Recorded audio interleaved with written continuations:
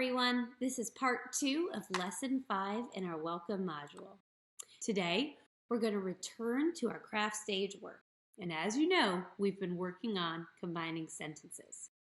First, we examined an exemplar, a strong example of combining sentences.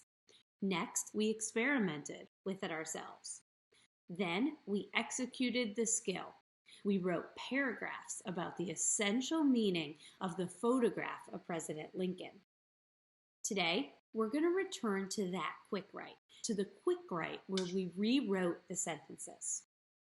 Remember how I shared about lasagna and learning to make lasagna? Well, guess what? Sometimes I'm still learning to make lasagna. There are some things that I do really great, and there's some things that I'm still trying to improve, so that it's the yummiest, most delicious lasagna ever. This is the same in the Excel stage. Writers look at what works and what needs to be improved. Today's craft question is, read it with me, how do I improve my use of combining sentences? Today, as I just said, we're going to return to that paragraph about the essential meaning of the photograph. And we're going to think, focusing in on the skill of combining sentences, how we can improve our craft. All right, this is your quiz. We have talked about some reasons why we combine sentences. I want you to pause the screen and write down at least 2 reasons why writers combine sentences. Do that now. All right, let's see what you got. Did you come up with flow? We sometimes combine sentences so that our writing flows smoother and less choppy.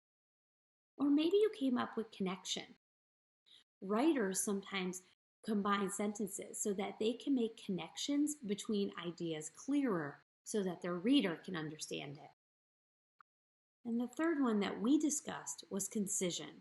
Sometimes we combine sentences so that our writing is more concise. It means that we've used fewer words. You might have thought about other reasons. Maybe you wanted to make your writing more interesting. That's another great reason that combining sentences is a powerful tool.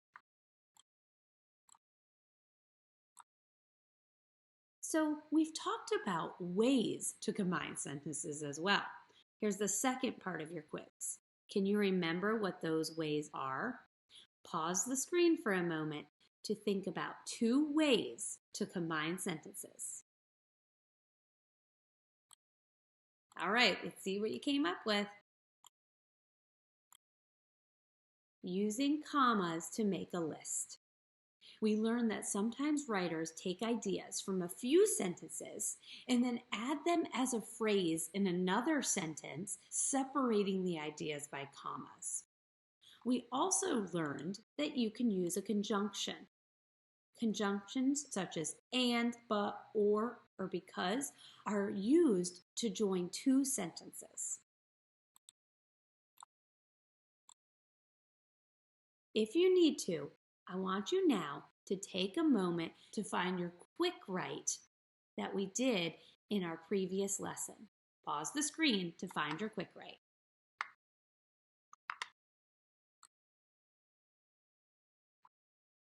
You're going to look at your paragraph about the photograph of President Lincoln, and you're going to do it with fresh eyes so that you can excel.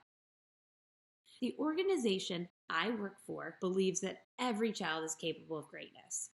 When we revise our writing, we're getting a chance to excel, to show that exceptional skill we have and that we are capable of greatness. So let's do that today.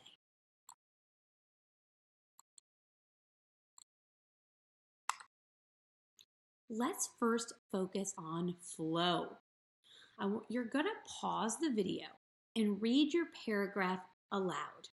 You're going to listen for how it flows or how smooth it sounds. I want you to think about how does it flow, how smooth does it sound. Pause the video now and read it aloud. So, how does your writing flow? Are there places where it's still choppy? Look at the sentences you already combined. Is there something that doesn't sound like you thought it out all the way? Okay, maybe it doesn't sound like you thought it would. Here's what I want you to do. Pause the video and go to those combined sentences, the places where it sounds choppy, and think, how can you combine those so that it flows better? Pause the video now.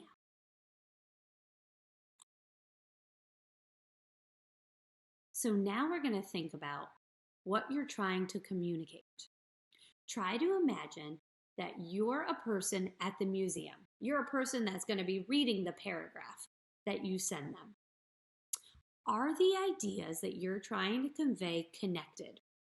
Can you understand how reasons and evidence support the big idea? Pause the video and read it from that person's eyes. Pause the video now. So, if you found places that did not connect, okay, I want you to think about how you can make the connection clearer. Remember, conjunctions can help, okay? You can use and, the conjunction and, when you want to add an idea, okay, such as the artist does this and that. You can also use the word or to show choice. People might think the painting is peaceful or lonely. You may want to use the word because to show the cause and effect of something, okay? And you may also want to use the word although to show contrast. Although the people are together, they may seem alone. Those are some examples of how those conjunctions could be used. Pause the video and revise your writing to make the connections clearer using the skill of combining sentences to help. Pause the video now. Okay, now comes the hardest part. Are you ready to get rid of some of the words you wrote? Okay, it sounds like you are. I find this part really hard, but I also find it kind of fun. So, you're going to pause the video and read your paragraph again. Are there places where you keep repeating the same words or phrases? Are there places where it takes you 2 or 3 sentences to say one idea? Okay, pause the video and think about that. Did you find some places? Guess what? I hope so, because that's how you excel. You have to identify where you can improve and then work on it. Pause the video again and combine sentences where you can to make the writing more concise. Okay, now pause the video and read your whole paragraph out loud again. I bet that your paragraph is now ready for the Metropolitan Museum of Art. You know what though? If it's not, you can always keep revising and improving it. Remember that writing sentences that flow, that are clear and concise, is an important attribute of an effective writer. Congratulations again. This time we've completed our 4th and final craft stage, excelling with the skill of combining sentences. This concludes our entire welcome module. My colleagues and I are so excited to dig into Module 4 with you. Remember, you can contact us at info@greatminds.org if you have any questions or if you need some support. Thank you for learning with me today and over the course of the module. Take care, and I'll see you next time.